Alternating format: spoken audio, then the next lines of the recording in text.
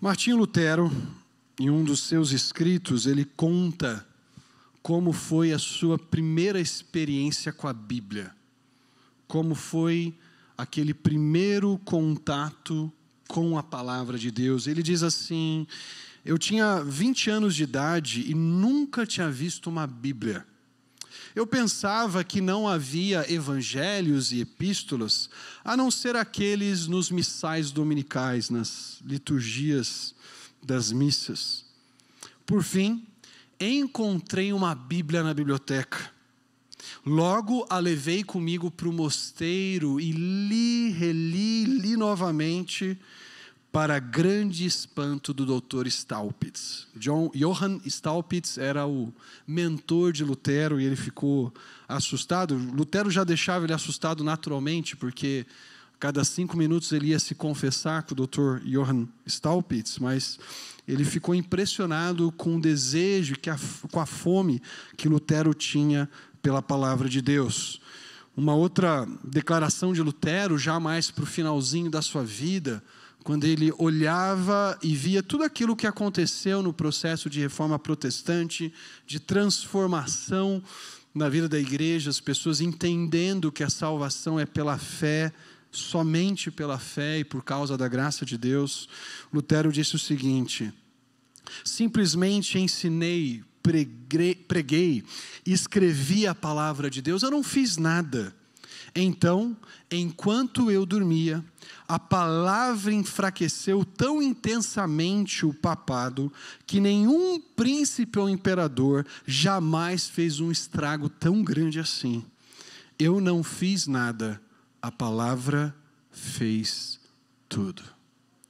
Esse é o poder da palavra de Deus na vida de um homem, na vida da sua geração.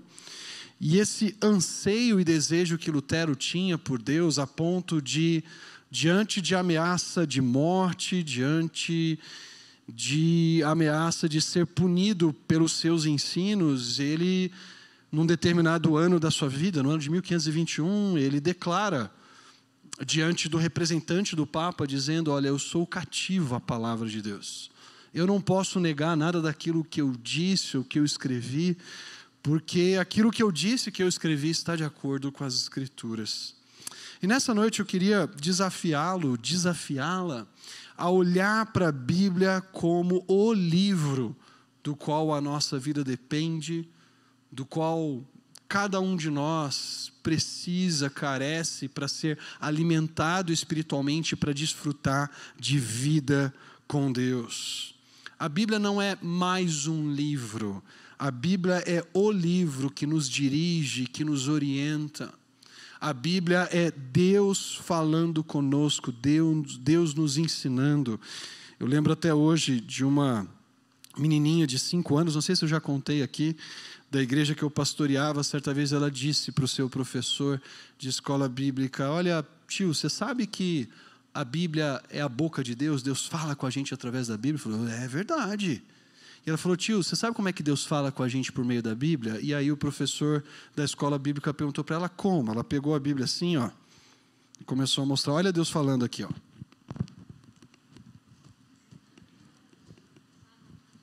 Deus está falando, tio. Deus fala por meio da Bíblia conosco.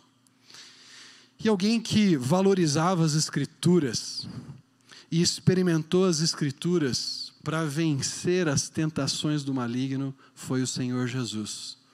O Senhor Jesus, quando tentado, quando seduzido por Satanás, ele não simplesmente responde para o diabo com algo como: está amarrado, capeta. Não, não faz isso.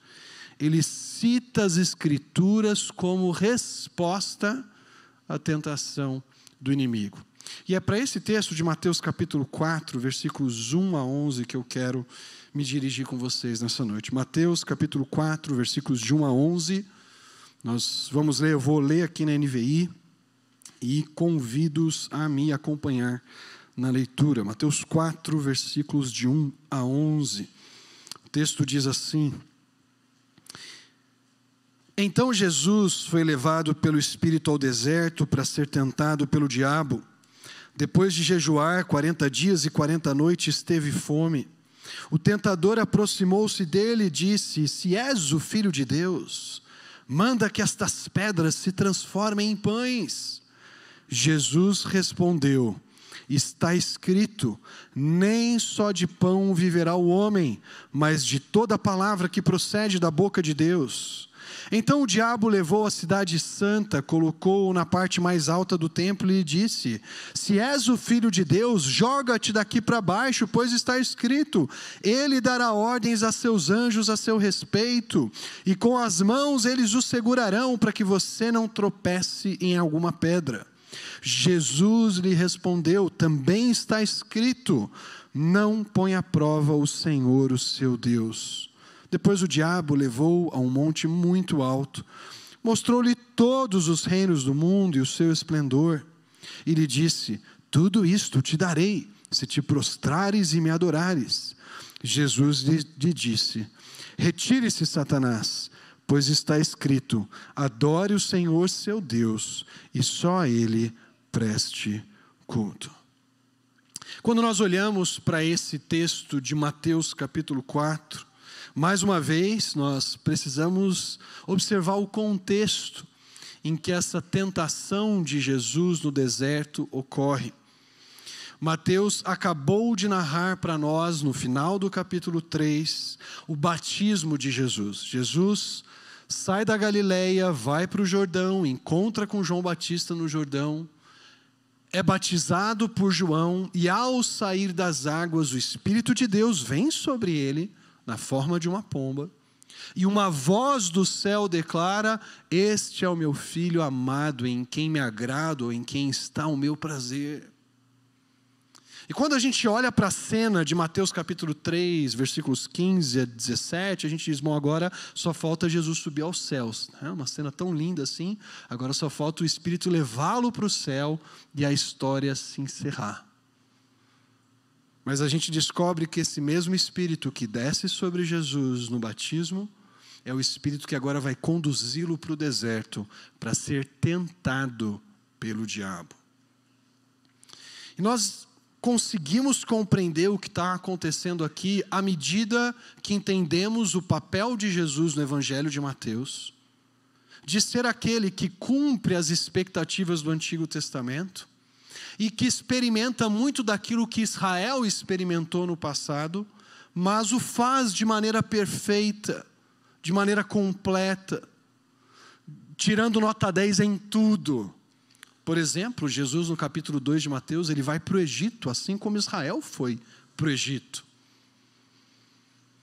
Deus então diz para José, quando eles estão no Egito: olha, aqueles que procuravam matar o menino, ou aquele que procurava matar o menino, morreu.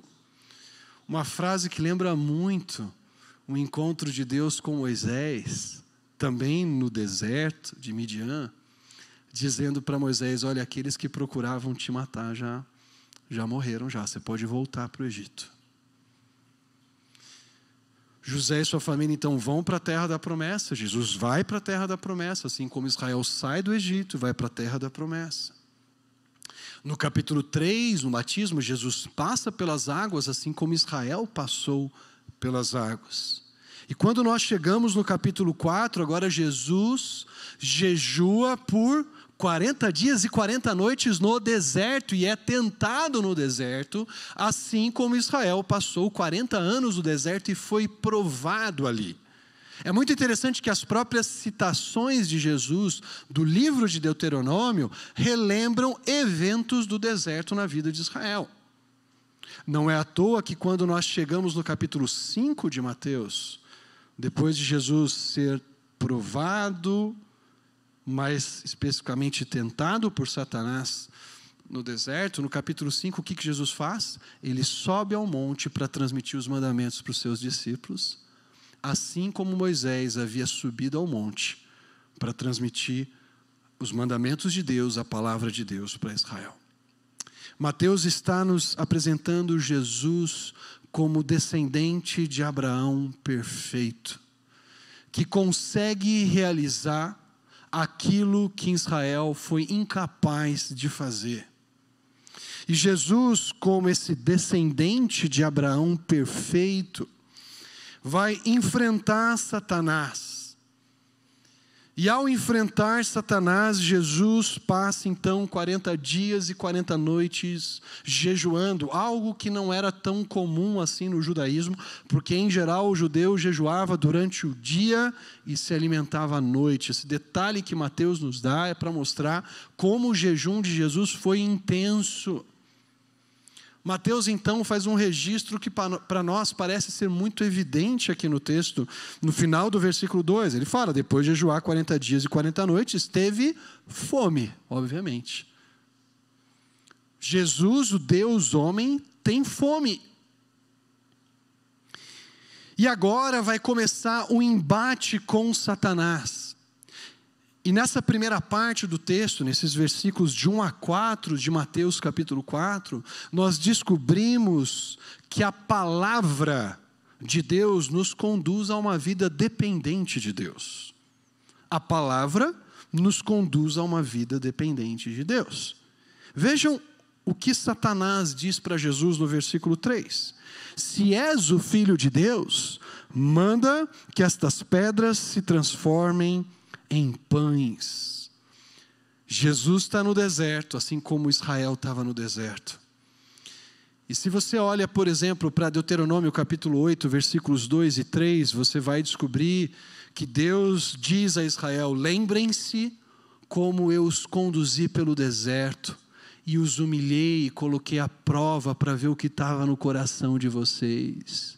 E o início do versículo 3 de Deuteronômio 8 diz, e eu deixei vocês passarem fome no deserto, mas logo depois supri o maná para que vocês aprendessem que nem só de pão viverá o homem, mas de toda a palavra que procede da boca de Deus. Satanás no deserto agora está testando Jesus, e Satanás faz aquilo que ele sabe realizar muito bem, colocar em dúvida a palavra de Deus. O mesmo Satanás que chega para Eva em Gênesis 3 e diz, foi isso mesmo que Deus disse? Coloca em xeque ou questiona aquilo que Deus acabou de declarar no final do capítulo 3. Deus já tinha dito em 3,17 do livro de Mateus, este é o meu filho amado. E Satanás, de maneira muito astuta, pergunta ou diz, se você realmente é o Filho de Deus, transforme estas pedras em pães.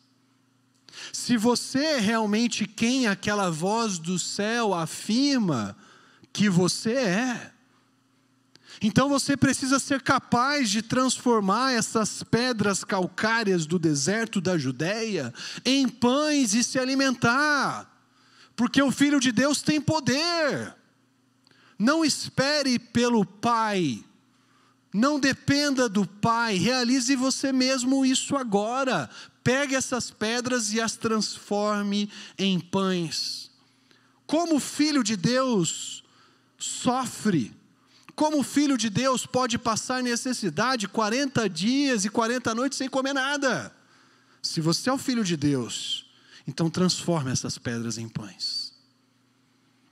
Satanás coloca em xeque a identidade de Jesus. E ele indica aqui algo que estava também na mente de muita gente daquela época. É curioso que no início do Evangelho de Mateus, aqui no capítulo 4, a gente tem essa expressão, né? Se és o Filho de Deus, se você é o Filho de Deus, então transforme essas pedras em pães. Mas a gente ouve um eco da voz de Satanás quando Jesus está na cruz. E pessoas estão passando diante de Jesus e pessoas zombeteiramente dizem a ele, ei, você que destrói o templo em 3 dias o reedifica, salve-se, desça da cruz se você é o Filho de Deus. Ser filho de Deus e passar dificuldade parecem ser coisas incoerentes, parecem não bater. Como é que o Filho de Deus passa necessidade, ou sofre, passa fome? E a proposta de Satanás para Jesus é, resolva você agora mesmo. Mate a sua fome pelo poder que você tem como filho de Deus. Não espere pelo Pai, faça você mesmo. E a gente não pode esquecer que Jesus, mais uma vez, está revivendo a história de Israel. E assim como Israel precisava aprender a depender de Deus, e a entender que nem só de pão viverá o homem, mas de toda a palavra que procede da boca de Deus, Jesus responde a Satanás exatamente com o texto de Deuteronômio capítulo 8. Ele cita o finalzinho do versículo 3. Ele diz para Satanás: Satanás, está escrito, nem só de pão viverá o homem, mas de toda a palavra que procede da boca de Deus. Assim como Deus havia levado Israel para o deserto para aprender a depender da provisão de Deus, Jesus, ao ser tentado no deserto, deveria confiar e esperar pelo Pai, em vez de dar o seu próprio jeito para resolver o seu problema, o seu sofrimento físico da falta de comida naquele momento. Jesus responde a Satanás,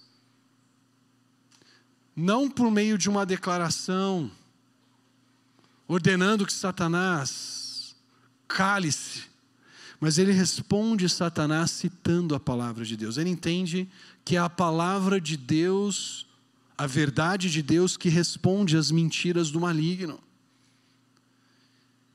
E Jesus, então, decide esperar pelo Pai, depender do Pai, não tomar a decisão por si mesmo, ou não resolver a situação pelo seu próprio poder. Tem uma cena interessante do Evangelho de João, em que os discípulos chegam com comida para Jesus, quando ele está conversando com a mulher samaritana. Ele diz para os discípulos: olha, a minha comida é fazer a vontade do Pai e cumprir a missão daquele que me enviou.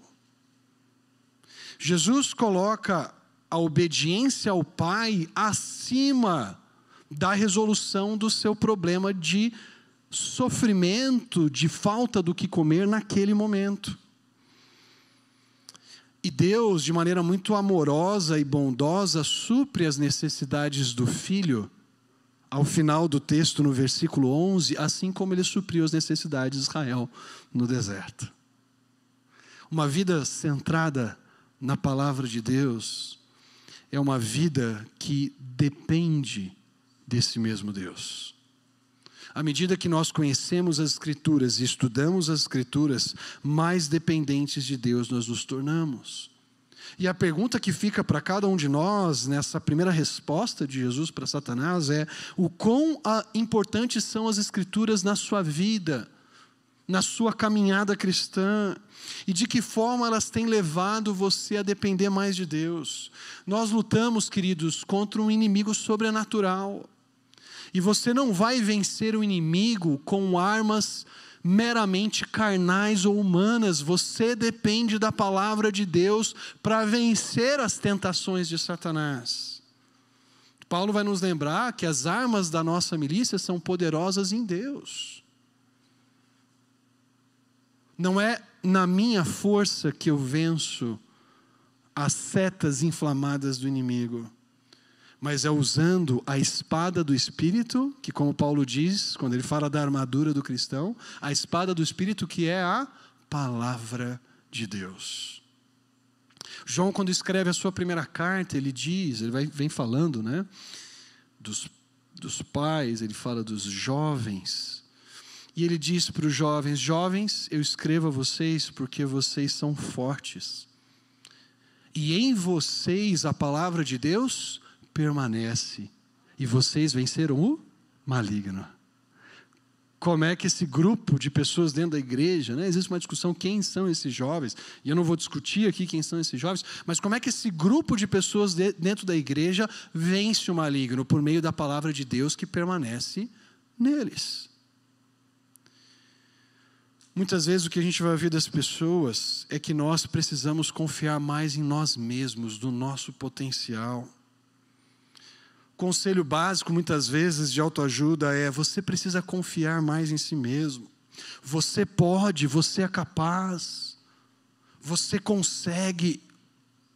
Mas quando a gente olha para a palavra de Deus, a gente vê as Escrituras nos chamando sempre a uma atitude de humildade e dependência de Deus. Paulo vai dizer em 1 Coríntios 4:7, olha, o que te torna diferente dos demais? O que te torna superior aos demais? O que você tem que você não recebeu? E se você recebeu, por que você se gloria como se não tivesse recebido? À medida que nós conhecemos mais a palavra, mais nós percebemos que tudo o que temos e o que somos, temos e somos por causa da graça de Deus. E mais dependentes dessa graça e mais gratos pela presença de Deus nas nossas vidas, nós nos tornamos. É muito comum as pessoas tomarem decisões erradas nas suas vidas com uma frase que se repete várias vezes, do tipo, mas Deus quer que eu seja feliz. Já viu essa frase na boca de pessoas para justificar o seu pecado? Tem marido abandonando a esposa, dizendo, não, mas Deus quer que eu seja feliz. Eu não consigo ser feliz com essa esposa, então Deus está mais preocupado com a minha felicidade. Não, Deus está preocupado com a glória dele. A sua felicidade é decorrência de ter prazer na glória de Deus. Há pessoas, jovens namorando incrédulos, pessoas que não temem a Deus, e indo para o casamento com gente que não ama Jesus, porque diz, não, Deus quer que eu seja feliz. Nenhum cara da igreja se encaixa, tudo meio complicado. Esse menino aqui que não conhece, jovem aqui que eu estou namorando, que não conhece Jesus, é tão legal. Quanto mais distante da palavra, mais independente de Deus nós nos tornamos, mais focados em nós mesmos nós somos. E se nós queremos realmente experimentar aquilo que o salmista vai dizer no Salmo 63, olha, Deus, o teu amor é melhor do que a vida. Eu fico pensando em Davi escrevendo isso no deserto, que é onde o Salmo é situado, talvez fugindo de Absalão, tendo perdido o seu palácio, perdido muitos dos seus súditos, estava ali praticamente abandonado. Tinha algumas pessoas que o acompanharam, mas ele, todo aquele poder que ele tinha, naquele momento ele já não desfrutava mais. Depois Deus o restaura. E Davi então, olhando para tudo aquilo que ele tinha deixado para trás para ir para o deserto, enquanto o seu próprio filho o perseguia, ele é capaz de declarar para Deus, Senhor, o teu amor é melhor do que a vida. Quando a nossa vida está centrada, está fundamentada na palavra de Deus, nós nos alegramos em Deus e dependemos de Deus, em vez de vivermos de maneira independente, nos rebelando contra Ele e vivendo de uma maneira centrada em nós mesmos. Você quer ser o homem e a mulher que Deus espera que você seja? Você quer crescer na dependência do Senhor? Então fundamente a sua vida diariamente nas Escrituras. Porque a palavra nos leva à dependência de Deus, ou nos conduz à dependência de Deus. Mas vejam os versículos de 5 a 7. O diabo então o levou à cidade santa, colocou na parte mais alta do templo e lhe disse, se és o filho de Deus, joga-te daqui para baixo, pois está escrito, ele dará ordem a seus anjos a seu respeito.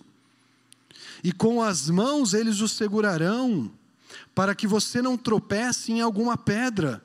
Jesus lhe respondeu, também está escrito, não põe à prova o Senhor, o seu Deus.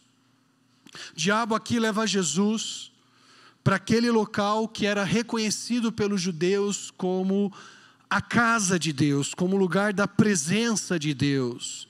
Provavelmente no lugar mais alto do templo, no pináculo do templo.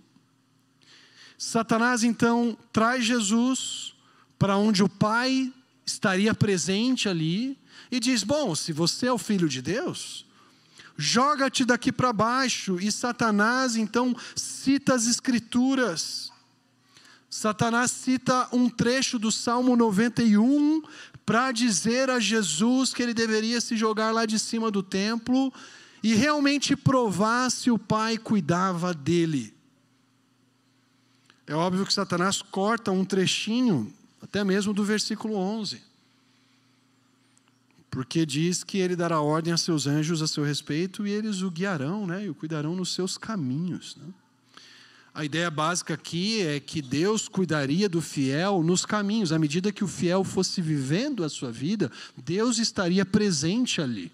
O texto não está falando de testar Deus. Vamos ver se Deus cuida de mim mesmo. Né? Vamos jogar aqui do 3º andar. Vamos ver se eu vou voar com asas de águia. E Jesus reconhece esse engano em Satanás aqui, que tira texto do seu contexto como pretexto para tentar Jesus. Como é que Jesus faz aqui na resposta ao diabo? Ele interpreta a Escritura com a própria Escritura. Olha, Satanás, isso está lá no Salmo 91. Você tirou aí uma linha do Salmo 91, do versículo 11, mas deixa eu te falar uma coisa, também está escrito. Não tentarás o Senhor o teu Deus, ou não colocarás o Senhor teu Deus à prova. E mais uma vez, Jesus está citando um texto de Deuteronômio, capítulo 6, versículo 16, que relembra a história de Israel, lá em Êxodo capítulo 17. Depois que os israelitas viram aquelas 10 pragas arrebentando com o faraó e com todo o Egito, depois que eles viram o mar milagrosamente se abrir para eles atravessarem, e voltando milagrosamente e matando os egípcios, depois de experimentarem Deus guiando-os pelo deserto, com uma coluna de fogo à noite, com nuvem durante o dia, a primeira situação em que eles não têm água, eles começam a reclamar e a acusar Moisés de levá-los para o deserto para matá-los de sede no deserto. Eles não conseguem ver as boas intenções de Deus. Aliás, é sempre assim. Quando eles saem do Egito e vem o exército egípcio vindo atrás deles, eles falam, olha, foi por falta de túmulos que você trouxe a gente aqui para o deserto? Você trouxe a gente para o deserto para nos matar? Deus abre o mar, faz eles atravessarem. Aí eles têm fome e falam, vocês trouxeram a gente aqui para matar de fome. Chega no capítulo 17, vocês trouxeram a gente aqui para matar a gente de sede. Eles estão toda hora testando, duvidando do cuidado de Deus, da soberania de Deus. Eles se esquecem que o Deus que os acompanha é o Deus que humilhou o faraó e os deuses que os egípcios adoravam, que não passavam de criação da mente humana. Jesus está dizendo para Satanás, eu não vou colocar Deus à prova, eu confio no Pai. Eu me submeto à vontade do Pai. Jesus está dizendo para Satanás que as medidas milagrosas de Deus serão utilizadas pelo Pai apenas naquelas situações a que o Pai levar o Filho a experimentar. Não é Jesus que chega para o Pai e determina aquilo que o Pai deve fazer. Mas o Filho, de modo submisso, se coloca debaixo da mão do Pai. E espera pela ação do Pai, em vez de testar Deus, para ver se Deus de fato vai cuidar dele. Nessa segunda tentação, a resposta de Jesus nos ensina que a palavra, além de nos levar a uma vida dependente de Deus, a palavra também nos leva a uma submissão confiante a Deus. Porque essa segunda parte tem muito a ver com se colocar debaixo da soberania de Deus, se colocar debaixo do plano do Pai. De não testar para ver se o Pai vai fazer aquilo que eu quero, ou de achar que Deus tem que fazer tudo aquilo que eu exijo. Já ouviu esse tipo de frase por aí, talvez na televisão, no rádio, de pregadores dizendo, você tem que determinar isso para Deus. Você é filho e filha do rei. Como um filho e uma filha do rei pode passar por uma situação, determina que Deus vai fazer. Queridos, esse tipo de pregação é a mesma pregação de Satanás para Jesus, dizendo aqui, se lança aí do templo, porque o pai tem que te segurar aí, tem que mandar os anjos, força aí para ver se o pai vai mandar os anjos ou não. Essa pregação da teologia da prosperidade que diz que Deus tem a obrigação de me fazer próspero, de me fazer cabeça e não cauda, tirando o texto do seu contexto, tirando promessas de Deus para Israel, lá na terra prometida, e aplicando para o crente de hoje, é exatamente a teologia de Satanás aqui na tentação que ele propõe para Jesus. E quando a nossa vida é alimentada pela palavra de Deus e guiada pela palavra de Deus, isso nos protege de tratar Deus como o gênio da lâmpada mágica. Vamos lá, tenho 3 pedidos aqui. Vou me jogar do templo, o primeiro o senhor me pega. Agora tem só mais 2. Gente, Deus não é o gênio da lâmpada mágica. Deus não é o... Vocês lembram, os mais antigos aí, né? Quem tem assim, sei lá, mais de 35 anos talvez.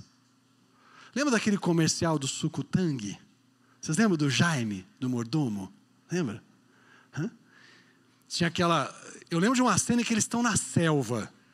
Está lá uma senhorinha, para quem não sabe, eu vou explicar um pouquinho a propaganda, né? Tinha aquela senhorinha com seu neto, e ela chega para o Jaime, para o mordomo, e fala assim: Jaime, o menino está com sede e não temos o que beber. E na hora então o Jaime chega para ela e diz: não tem problema, senhora, temos aqui Tang sabor laranja. E ele faz o Tang sabor laranja ali e mata a sede do menino. Tem muita gente que acha que Deus é o Jaime da nossa vida, né? Fala assim: Deus, Jaime, vem aqui e dá a vaga aqui que eu quero para estacionar, né? Ou Jaime, vem aqui e dá o namorado que eu quero, que eu estou esperando há tanto tempo. Jaime, né? E a gente pode colocar uma série de coisas. Uma pergunta que a gente tem que fazer é: como é que nós respondemos a Deus quando os nossos desejos e expectativas são frustrados? Porque isso revela muito do quanto nós nos submetemos à soberania dele. Será que talvez você, jovem, não questione Deus ou o amor de Deus simplesmente porque ele ainda não te deu o namorado que você tanto anseia? E você vê os seus amigos, todo mundo está começando a namorar, né? E você fala: Senhor, estou aqui, né? Esperando. O Senhor me ama de fato, Deus? Ou talvez você seja tentado a questionar a fidelidade de Deus porque Ele não o curou de uma doença terrível que você está enfrentando. Isso dói, é difícil. Mas ter a sua vida, o seu coração alimentado com a palavra, te ajuda a passar por essa situação de sofrimento, crendo que quer vivamos, quer morramos, nós vivemos e morremos para o Senhor. Quer em momentos de prosperidade, quer em momentos de necessidade, nós enfrentamos a prosperidade e a necessidade na força que o Senhor dá. Porque eu tudo posso naquele que me fortalece, não é o tudo posso no sentido de que eu vou prosperar a beça. É no sentido de que eu sei passar dificuldade, eu sei passar privação. É o tudo posso no sentido de eu sei enfrentar essa doença aqui, crendo que existe um Deus bondoso e amoroso que está cuidando de mim, da minha família, apesar das dificuldades que eu enfrento. E não estou dizendo que é fácil, porque não é fácil. Eu não sei o que é passar por uma doença profunda, uma doença, talvez às vezes até mesmo terminal. Mas existe um Deus que nos ama, que cuida da gente, que se identifica com o nosso sofrimento. Nós temos um Deus que se encarnou, que chorou com a morte do seu amigo.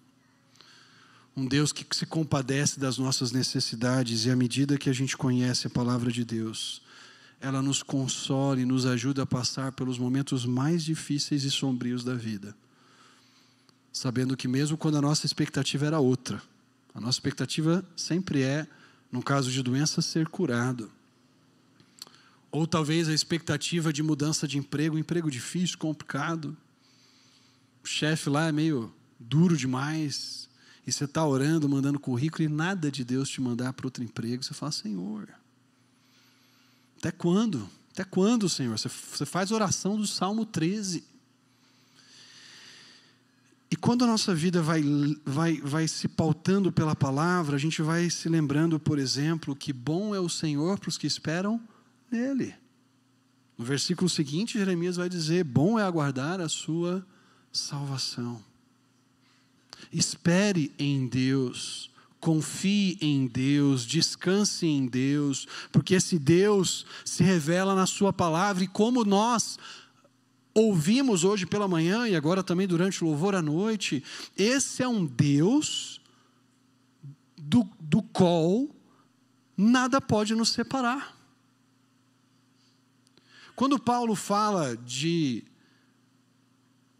quando ele pergunta, quem nos separará do amor de Deus, ele vai mencionando uma série de situações como fome, nudez, perigo, espada. Ele está pensando em situações difíceis. Situações como não ter o que comer, situações como não ter o que vestir, situações como correr o risco de morte, de alguém com uma espada querendo tirar a sua vida. E a pergunta é: será que Deus nos abandonou diante dessas situações?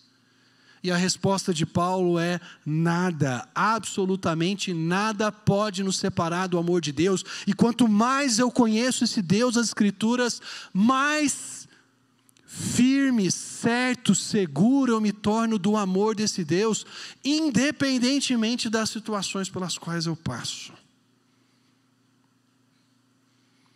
Uma vida centrada na palavra de Deus nos leva a uma submissão confiante à soberania desse mesmo Deus. Por fim, os versículos de 8 a 10, a última tentação do inimigo. Versículo 8 diz: depois o diabo levou um monte muito alto e mostrou-lhe todos os reinos do mundo e o seu esplendor. Ele disse: tudo isso te darei se te prostrares e me adorares. E Jesus lhe disse: retire-se, Satanás, pois está escrito: adore o Senhor, o seu Deus, e só a ele preste culto. Então o diabo deixou e os anjos vieram e o serviram. Por fim, a palavra de Deus nos leva à devoção exclusiva ao Criador e não ao Deus deste mundo. Satanás chega para Jesus, leva ele agora para um outro lugar alto, para o monte, e nesse monte ele apresenta todos os reinos deste mundo e oferece esses reinos para Jesus. Afinal de contas, ele é o Deus deste século. E ele diz para Jesus: eu vou te dar tudo isso. Ele promete para Jesus algo maior do que o próprio imperador romano tinha naquela época. Por exemplo, o imperador romano não dominava sobre os partos, que ficavam mais a leste, mais a oriente. Era um problema para o Império Romano, inclusive. O diabo está falando: eu vou te dar mais do que o imperador romano tem. Você só tem que fazer uma coisinha só. Só dar uma ajoelhada aqui, se prostra diante de mim, me adora, e está tudo resolvido. Talvez a pergunta que a gente fica é: mas espera aí, o pai já não tinha prometido isso para o filho? Salmo de número 2, Deus diz: pede-me, Deus diz para o seu filho, pede-me e eu te darei as nações por herança e as extremidades da terra por tua possessão. O que há de vantagem na proposta de Satanás aqui? É que Satanás está propondo todos os reinos deste mundo para Jesus, sem ele precisar passar pela cruz. É um corta-caminho. Olha, Jesus, você não precisa passar pela cruz, eu te dou a coroa agora. Só que o pai tinha no plano para o filho que ele passasse pela cruz, que ele enfrentasse a cruz, para que depois ele fosse coroado como rei e reinasse sobre tudo e sobre todos. Jesus então responde a Satanás diante da tentação, e ele responde mais uma vez citando o livro de Deuteronômio, capítulo 6, versículo 13: ao Senhor teu Deus adorarás e só a ele prestarás culto. A Escritura protege Jesus de ser levado pela ganância do poder, pelo desejo, pelas riquezas, tudo aquilo que Satanás estava oferecendo. Aqui nós somos lembrados em 1 João 2,15, João dizendo para aqueles irmãos: filhinhos, não ameis o mundo, nem aquilo que no mundo há. Porque aquele que ama o mundo, o amor do Pai não está nele. Só que o mundo e a sua cobiça, a sua concupiscência, os seus desejos passam, mas aquele que faz a vontade de Deus permanece para sempre. Jesus responde com a palavra, dizendo: eu não vou trocar a devoção ao Pai pela adoração a uma criatura. Eu não vou suprimir a verdade de Deus pela mentira. E eu não vou deixar de devotar-me ao Pai, ao Criador de todas as coisas, para adorar a imagens ou para adorar a um anjo que demanda de mim a devoção. Mais uma vez, é a Escritura que mantém Jesus com o foco certo na sua devoção. E a pergunta dessa noite para mim e a você, nessa última parte, é: a que Deus eu e você temos servido? Quem governa a minha e a sua vida? Quais desejos dirigem as nossas afeições? Atribuem a Calvino uma frase que não é exatamente isso que ele diz, mas quando dizem que Calvino disse que o coração humano é uma fábrica perpétua de ídolos, e de fato é. A todo momento você e eu somos tentados a produzir ídolos e nos apegarmos a esses ídolos. Pode ser o dinheiro que você tem na conta do banco. Pode ser os bens que você adquiriu até agora na sua vida. Pode ser a sua família, o seu ídolo. Pode ser o seu trabalho, pode ser o ministério. Podem ser os seus amigos. E como é que eu mantenho Deus no centro da minha vida, adorando a Ele em vez de adorar esses ídolos? E a resposta é: por meio da palavra de Deus. E para cada ídolo que a gente pode criar, a palavra de Deus tem uma resposta. Se o seu ídolo é o dinheiro, a resposta de Mateus capítulo 6, versículos 19 e 20 é: não acumuleis para vós outros tesouros sobre a terra, onde a traça e a ferrugem corroem, onde os ladrões escavam e roubam. Mas ajuntai para vós outros tesouros no céu, onde nem a traça nem a ferrugem corroem, onde os ladrões não escavam nem roubam. Se o seu ídolo é o trabalho, a Escritura diz lá em João 6, 27, trabalhai não pela comida que perece, mas pela que subsiste para a vida eterna. Se o seu ídolo é o sexo, e você faz isso o centro da sua vida, e a ponto de pecar e de ofender a Deus, talvez ofender o seu cônjuge, ou talvez querer desfrutar de algo que Deus reservou para o casamento, num relacionamento errado, ou vendo coisas que você não deveria ver, você vai lembrar de Provérbios 5, 20 e 21, que diz: filho meu, por que andaria cego pela estranha? Os caminhos dos homens estão perante os olhos do Senhor, e Ele considera todas as suas veredas. Talvez você, adolescente, o seu ídolo seja os amigos. Você está disposto a pecar contra Deus para agradar os seus amigos. E mais uma vez a Escritura responde em João 18, 24. O homem que tem muitos amigos sai perdendo, mas tem amigo mais chegado que o irmão. A Bíblia tem um arsenal suficiente para metralhar todos esses ídolos que o nosso coração é capaz de criar. Por isso eu quero sugerir algumas aplicações práticas para colocar a palavra de Deus como centro da sua vida. Algo que eu já falei um pouco com os homens ontem à tarde. Mas não deixe passar um dia da sua vida sem passar tempo com a palavra de Deus. Não deixe que bata o ponteiro lá do relógio, meia-noite, né? Você está dormindo já nesse horário, o dia passou e você deixou de ouvir Deus falando por meio da sua palavra. Não pense assim: é só mais um dia, porque só mais um dia pode virar só mais 2 dias, só mais 3 dias, e é incrível como a gente tem tempo, por exemplo, para ficar passando pelo feed do Instagram, mas às vezes não tem tempo para gastar tempo com a palavra de Deus, ou diz que não tem tempo.